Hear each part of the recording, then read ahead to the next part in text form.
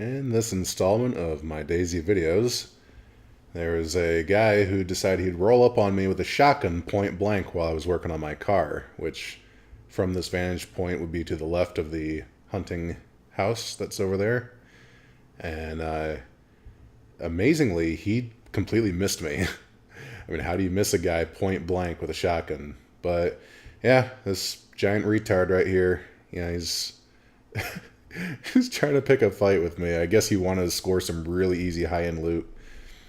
Um, but yeah, you can see I landed, I think, what was that, like 3 hits on him? Some of the zombies got in the way there. But yeah, I basically bolted for the hills that you see in the distance there, and then circled all the way around, like actually beyond this farm here. And I came all the way back around and waiting for this guy. And at first, I thought maybe he had logged off because I noticed one of the people on the server had logged off right around the time that I had landed a couple hits on him. But I decided I would wait it out anyway. And so after dealing with the zombies that were rushing me here without wanting to waste too much ammo and crafting a new suppressor, I then circled back around kind of to the direction that I originally fled from, just to kind of mix things up. As a sniper, you don't want to ever be staying in the same spot. You gotta keep moving, keep your distance. So I saw him run into this house when I was further up on the hill using my binoculars. I saw him run in and realized, hey, there's only 2 ways for him to come out of this building. Both of them are facing the car.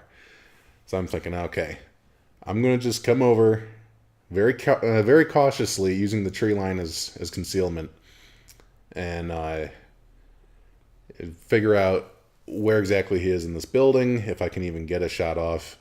Having figured out now afterwards, after the fact, I know he was near that right-hand door in the little foyer that you cannot see into from this angle. So while I was being a little too cautious for this particular position that I was in compared to where he can see, I was definitely doing the right thing, taking my time, being very patient, waiting this guy out.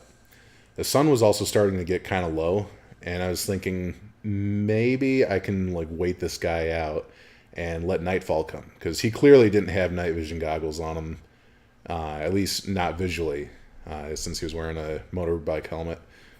And I myself had night vision goggles, so I figured, if night falls, it's game over for him. So really this guy's only chance would have been to try to take me during the daylight. Because as soon as night fell, he would have to log off before I find him, or, he'd have to be running out in the dark, and I would clearly see him across the fields. So here I keep approaching very cautiously, making sure that I'm keeping foliage and obstacles between me and the building. I want to make sure that I can obstruct his view as much as possible while also maintaining a view of my own so that I can see if he darts out of it.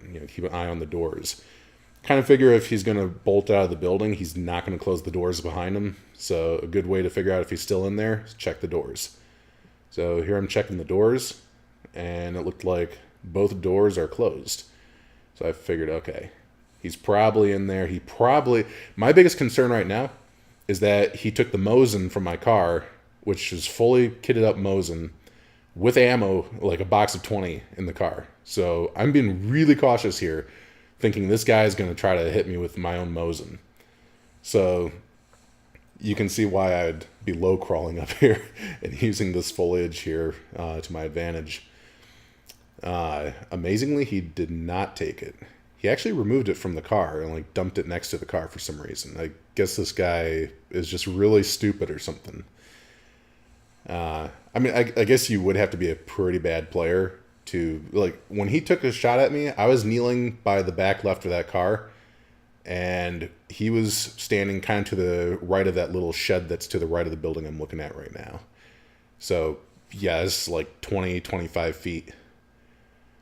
And, so yeah, at this point, I'm like, okay, he's dead to rights. If he makes a move, he's gone. And I keep checking my surroundings, make sure he hasn't somehow already come out, make sure that there's no one else.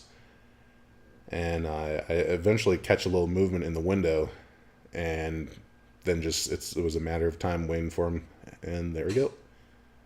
Boop! You're dead. So yeah, the fight was over in a single shot like that.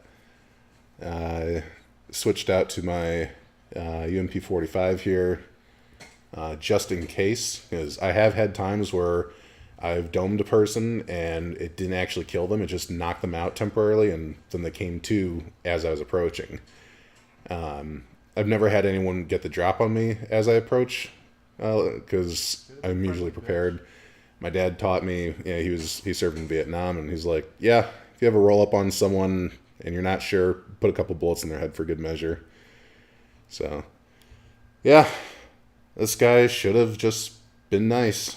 If he had just said, hello, how are you doing? I would have been like, oh, hey, nice to see another person. Like, you want anything? Like, no joke. It's like, I've already got everything I want. I'm like, I have surplus stuff. I was putting extra stuff in the car because I'm like, okay, once I get this thing up and operational, maybe I'll just like drive around and give people shit. So yeah, you probably shouldn't pick fights with people who are clearly outgunning you.